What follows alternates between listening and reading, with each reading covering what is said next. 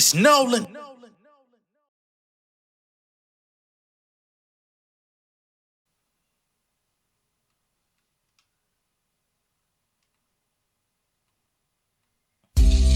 End of the year coming, I'm posted like Tim Duncan. Teaching niggas how to grow they shit like it's Teen Summit.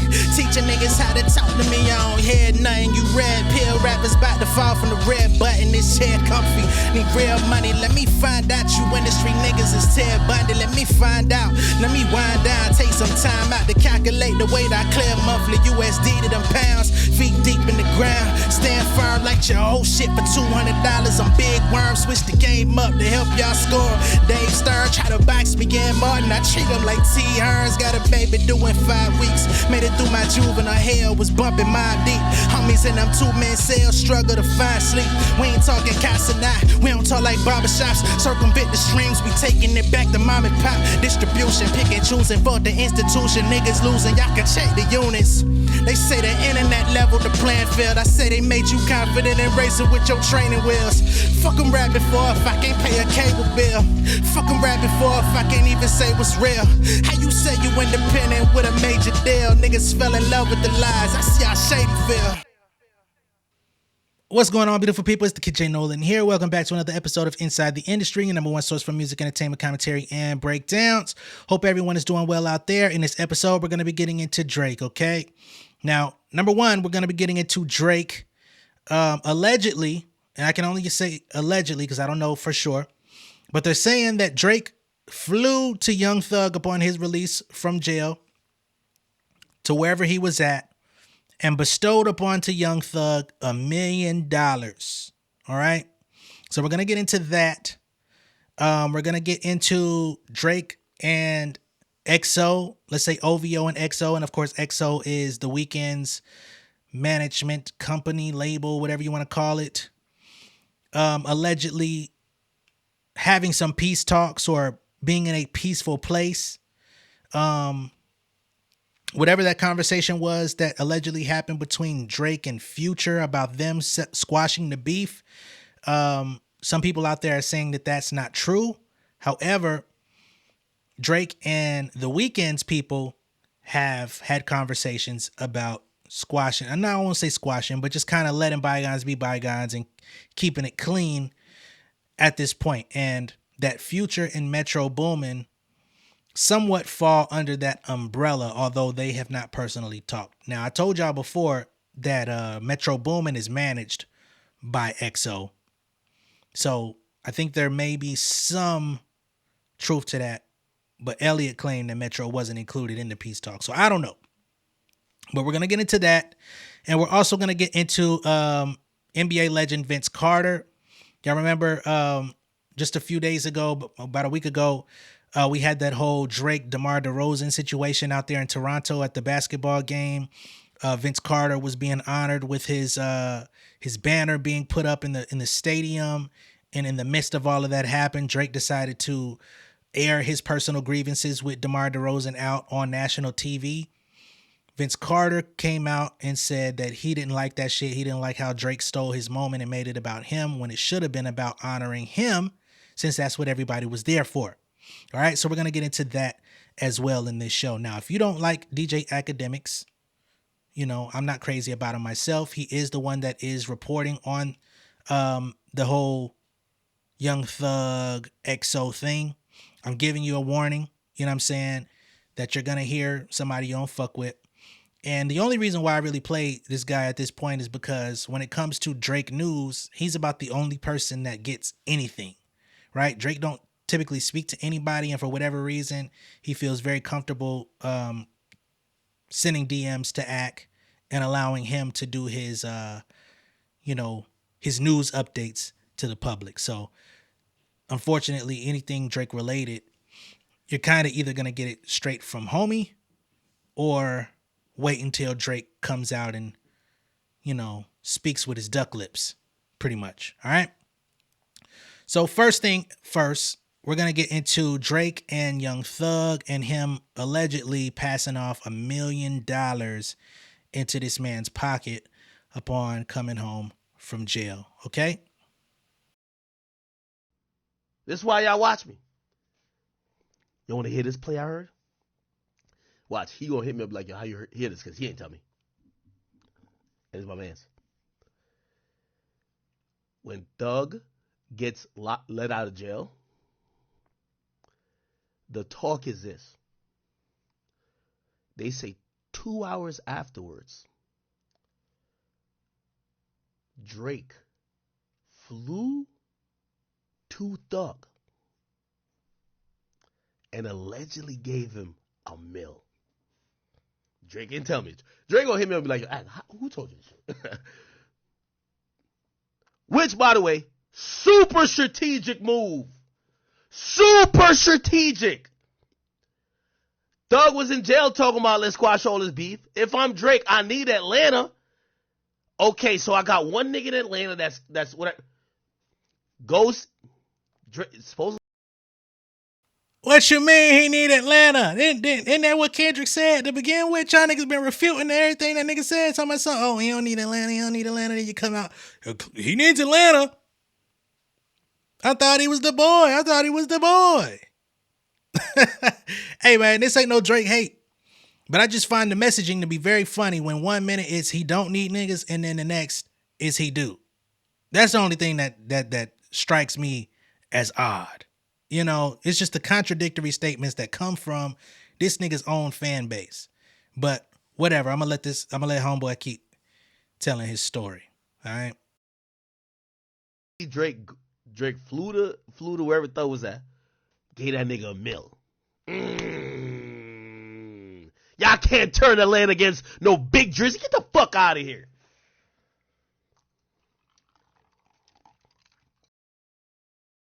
And furthermore, this ain't even related to Drake really.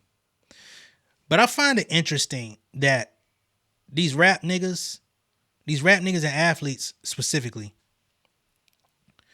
what is the bromance between you niggas, man? Like maybe I'm not in the club and you know, some people might try to use that as a shot towards me. Like, yeah, nigga, you're not in the club. That's why you on here talking shit. Hey man, you can feel however the fuck you want, bro. You watching me, I don't watch you. I don't know you. Okay? But nonetheless, what is it with this club where these guys flew to that man 2 hours after he got out? Wasn't Thug released at damn near like 11 o'clock at night? And you flew 2 hours after? So you hit the plane 2 hours. Did you arrive 2 hours after, or did you leave 2 hours after the nigga got home? Because I think he got released damn near like 11 o'clock. So was it 1 a.m. or was it damn near 3 a.m. when you got to him? And who the fuck let you in? I don't know, man. Anyway, it's an interesting camaraderie that some of these guys have with each other, where they be buying each other cars for their birthdays and giving each other millions of dollars just for existing.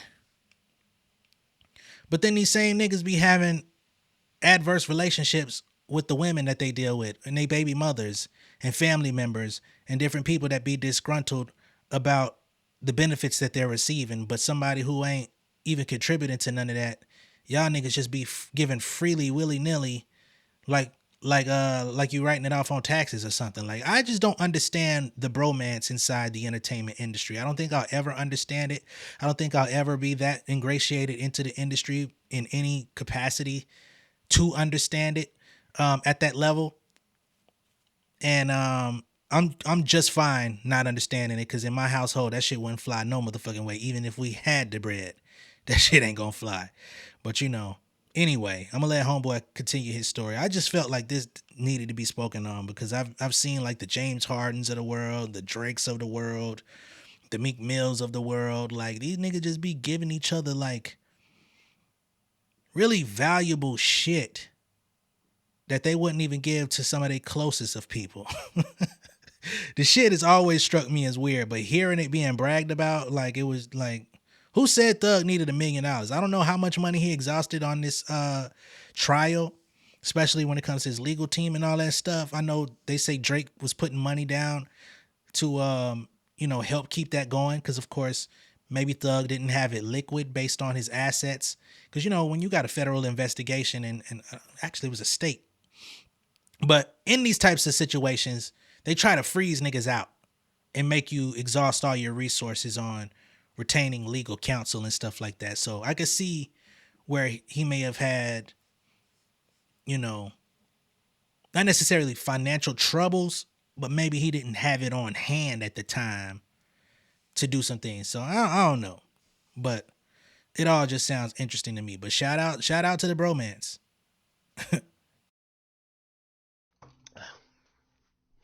Only the industry insiders would know what that is. Which I think that's dope. And if y'all do hear Thug rap about it later, or Drake rap about it later, just remember I told y'all first. Okay, that's all. So, little moving parts right here. Ain't that dope? I heard Drake flew to Atlanta. I don't know if it was Atlanta, but flew to wherever and gave him $1 million. So that's dope. You know why that's smart? Thug showed support for Drake when people were thinking shit was going whatever. By the way, y'all want to hear some real shit? Y'all want to hear some real shit? This is why y'all harass me to stream. I got it. I got everything for y'all. You feel me? This is what I heard. Check this out. So once again, which I think Elliot, I ain't gonna lie to you. Elliot was I love you, brother, but I think you were trolling or your sources were trolling. I think y'all just made that up. There's no sort, because if I was you, like, that was an embarrassing look. I would have blasted that source. Get the fuck out of here. Don't ever tell me that Drake and Future got on the phone if they didn't get on the phone, which they didn't. The mere fact that Elliot just kind of like played it off cool, I think I won't accuse him of doing it, but like, I think he knew his source ain't on shit. Anyway, so Drake and Future ain't get on the phone. Do you want to hear the real tea I'm hearing? This is the real tea. This is why y'all all come here. The real tea is not Drake and Future get on the phone. Is who Future is associated with. I allegedly have heard. You want to hear what happened? This is what I'm hearing. They said, once again, the OVO EXO, which I told y'all from the beginning, a lot of this shit was set in motion because of EXO. While everybody was looking at, like, Metro was like, Future and Metro are with EXO. So here's the thing. So EXO apparently and Drake, they've gotten on a slightly better terms. They've had conversations. That's what I've heard. So this is how everything is broke down. So Elliot, tell your sources to tap in with me. I got the sources, okay? You know what I mean? I always say we don't talk to second in command. We talk to the guy. You get what I'm saying? Put it like this: there's only 4 people in this situation I could have talked to. Anyway, here's the thing. For that other thing. Anyway, here's this new information. So they said Drake and EXO. Now, let me give you a little bit of context.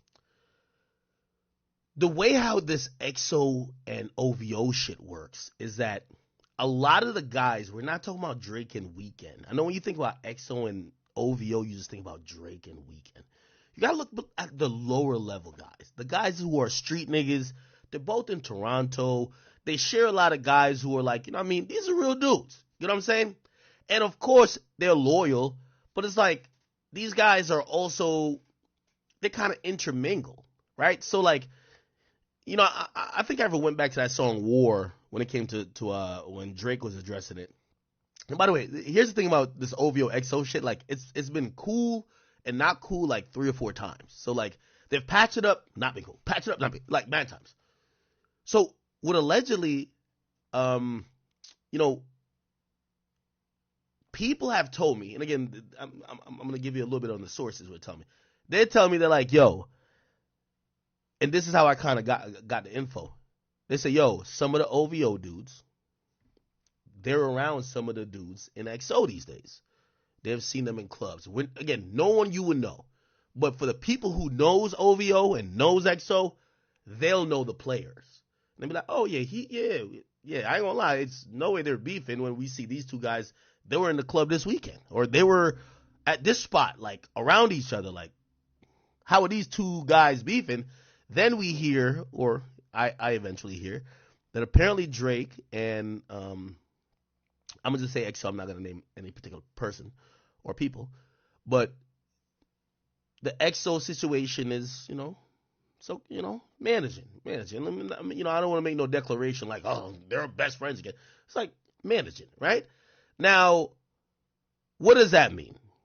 Without XO really going at Drake, all that Future shit goes out the window. Like Future, even Metro to a certain extent. Why? Because they kind of fall under that. They're all like, like XO kind of like manages them niggas. You get what I'm saying? I've always told y'all, XO was in my belief, XO was the entity that set a few things in play. And by the way, I've also further heard that even with Drake and Future, even though they haven't spoke, it's not that, it was never that deep. I heard that allegedly. Now I don't know if this is true. This is one I'm like, yo, if this ain't true, shit, I'm skeptical of it too. They say Future claimed he ain't know that Kendrick was gonna diss Drake on motherfucking like that. I don't know if that's true. I don't know if that's true, Chad. I don't know if that was true. But that's what supposedly is the thought. That is the thought, or that is the explanation that is kind of trickled down. Again, they still haven't spoke. Well, when it comes to Kendrick and the like that situation and dissing Drake on the Future record, I'm not really surprised by that. To say that Future didn't know that Kendrick was gonna diss Drake and subsequently Cole on that record, because if you believe that Future knew that, then you would also believe that they were having some sort of conversation prior to that song coming out, where they were basically putting together some type of plan to eliminate Drake. Some people believe that that's what was going on. A lot of people believe that that's what was going on. Like there was some sort of orchestrated play that everybody was in on to say, all right, this is the time to shit on Drake. We finna get this nigga the fuck up out the paint. Right? There was many podcasts, many conversations about some sort of plan of that nature, but nothing has substantiated to give us proof that that ever happened. And with him coming out and saying for sure, or at least whomever his source is, saying that Future did not know Kendrick was gonna get on that record and diss niggas, that just goes to show you that the only person who had a plan was Kendrick Lamar. That nigga said, okay, y'all boys want to get on that feature, y'all want to play around, I bet. I'm going to get on the feature and I'm going to play around, I'm going to have some fun. I mean, and that nigga had plenty of fun. I mean, the nigga's ad-libs became viral. Aw! God, that nigga bump! You know what I'm saying? Like, even the fucking ad-libs went crazy, man. So, yeah, I understand Kendrick not giving nobody no heads up, because why would he let niggas know, yeah, I'm finna burn this nigga, brah. He probably just sent the verse in. I don't even know if he was in the fucking studio. Does anybody have a story of Kendrick, Metro, and Future being in the studio at the same time when this thing happened? Or did he send that motherfucker in and they was like, oh shit, that just reshaped the whole thing of the album. Fuck it, we're on his head.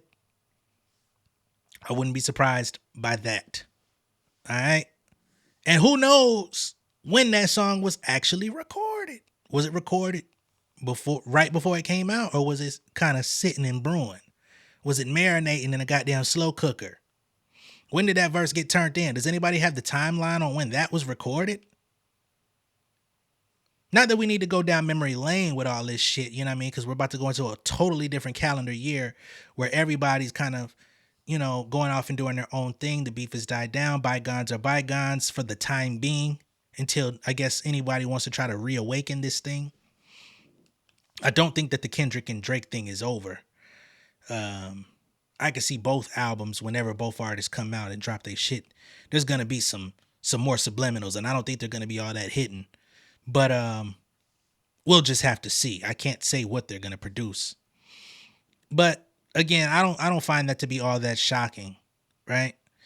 I don't find it shocking that OVO and XO are hashing out their differences and trying to figure things out. I think they definitely got I was going to say a little beside themselves, but I think them motherfuckers got way beside themselves when you start taking these guys who ain't known to be street motherfuckers. I don't care how many street niggas is around them. If you look at Weeknd and you look at Drake, there's no reason anybody should be having shots fired in any direction. There's no reason why nobody's house should be getting shot up, or no supposed security guard or management should be getting shot up when you got The Weeknd and Drake having issues. So yeah, I think it's well beyond time that they go ahead and figure out whatever the fuck they got going on. Hold on, y'all.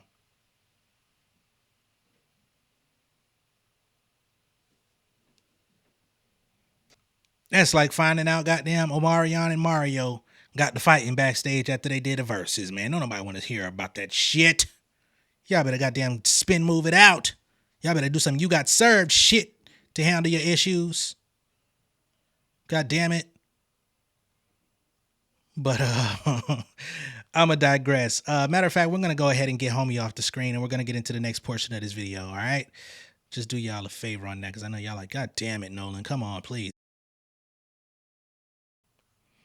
All right, so the next portion is Vince Carter. Again, I laid it out for y'all with the whole DeMar DeRozan thing. They were at the Toronto game. They retired Vince Carter's jersey at the stadium, the arena.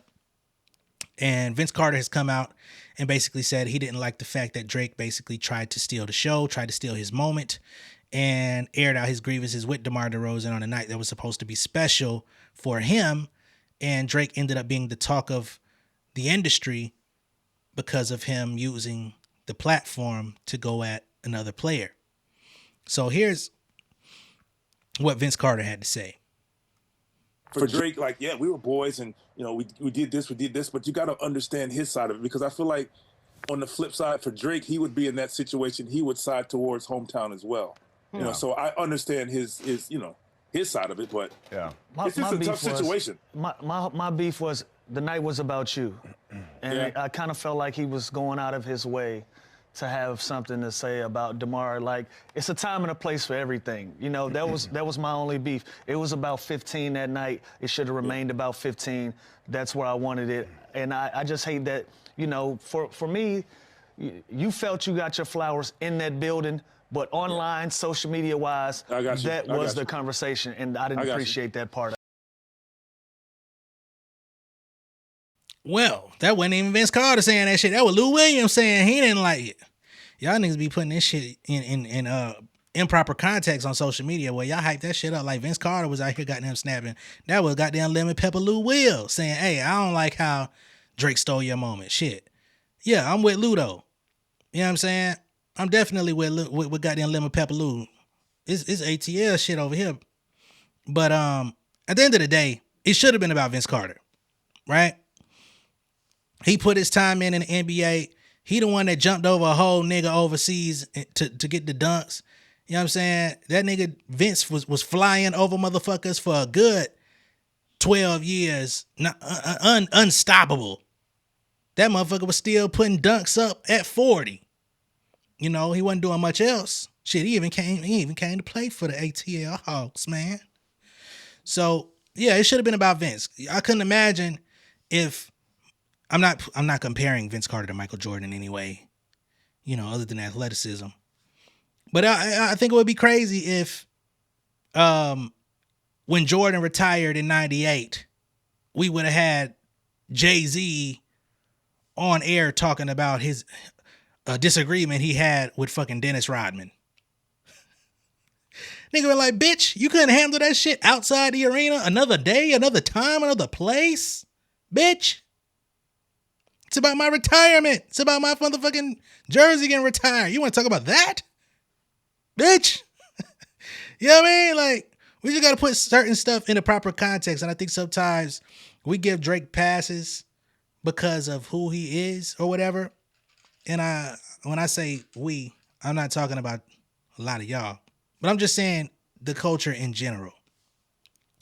Pardon the ibuprofen shit. But yeah, like you could put that on like any scenario you want to, right? You could say when LeBron finally retires, right? You wouldn't want goddamn who's somebody that we could even name, like J. Cole, just using a random name. You wouldn't want J. Cole being at the announcers table talking about yeah, man, you know, why I just wish Bronny would have said what's up to me last week. It's like, bitch, why the fuck you talking about my son not speaking to you? Nigga, I'm retiring. I want everything to be sanctimonious and ceremonious, motherfucker. We talking good shit tonight. You couldn't do that any other time. You could do that from your motherfucking house on IG Live. Talk about my son not saying what's up to you, nigga. Fuck that. Congratulate me. Just using random names for a scenario to paint the picture. I had to use somebody who's, you know, at a similar scale of celebrity. It would never happen, but, you know, you get what I'm saying. And niggas would tear a fucking hole in J. Cole if they did that. They would have done the same thing to Jay-Z in the scenario of Mike retiring and that nigga start talking about beefing with Dennis Robb. And it could be like, bitch, you could have said that any other time. Fuck out of here.